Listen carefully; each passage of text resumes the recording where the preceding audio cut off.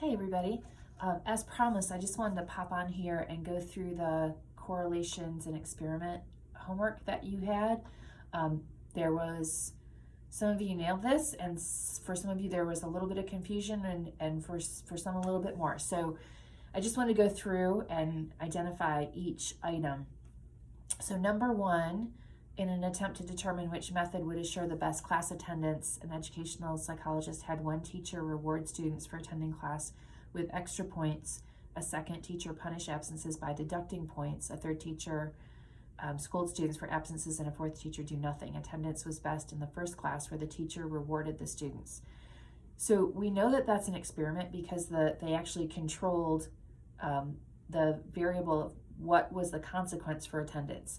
So some of you answered that the independent variable, so we know it's an experiment because they controlled what the attendance policy was, and then they measured attendance.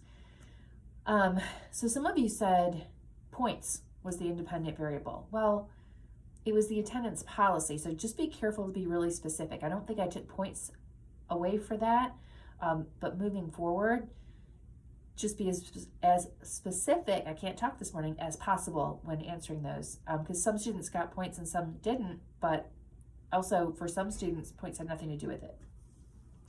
And then the dependent variable is what they measure, so that was the actual attendance in all of those classes.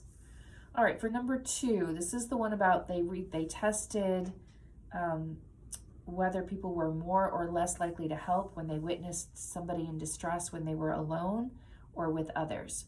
Again, it's an experiment because they controlled the situation. It is the independent variable is what they controlled or manipulated. In this case, it's how many people were present when the subject saw somebody in distress. And the dependent variable, what they measure, is whether the subject helped or not. Number three, university officials noticed that there is a relationship between scores on the ACT and performance in college. Students with the highest scores tend to do the best in school. They didn't control anything there, they just compared data sets, so we know it's a correlation, and we know that as scores on the ACT increase, so does performance in college. So as one variable increases, the other one increases, so that's a positive correlation. The variables are moving in the same direction. For number four, a researcher who was suspicious that physical activity in children was related to the amount of time spent online recorded both online time and activity level for a sample of children over a 5-month period. The results indicated that those children who had spent the most time online were the least active. So again, they didn't put kids in different conditions or control how much time they could spend online, they just recorded it. Similarly, they just recorded how physically active those children were. And as time spent online increased, activity levels decreased. So those variables were moving in opposite directions, so it's a negative correlation.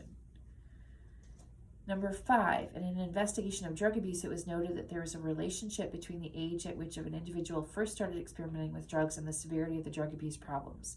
Those who experimented with drugs at the earliest age tended to be those with the most drug abuse problems.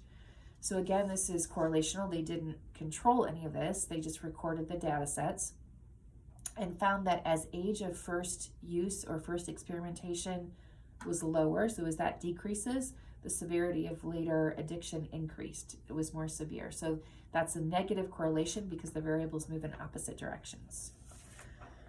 Number six, to investigate the relationship between anxiety and test performance, 3 groups of subjects are tested under one of the following conditions: high anxiety, moderate anxiety, or low anxiety. The moderate anxiety group performs better on the test than either the high or low anxiety groups. This is an experiment. They controlled the level of anxiety that the subjects were under, and then the dependent variable, what they measured, is test performance. So anxiety level independent, test performance dependent. And finally, in a study of animal motivation, researchers varied the number of hours the laboratory animals were deprived of food. While some had food continuously available, others were deprived for 12 hours and some were deprived for 24 hours. The researchers discovered that the animals deprived for 24 hours worked harder for food than did the others. They did control something here. They had different lengths of time the animals were deprived. So the length of deprivation is the independent variable for this experiment, and how hard the animals worked for food is the dependent variable. It's what they measured. I hope that helps clarify things. If you have questions, please do not hesitate to reach out. And in the meantime, I hope that you all stay warm and have a great weekend. Bye.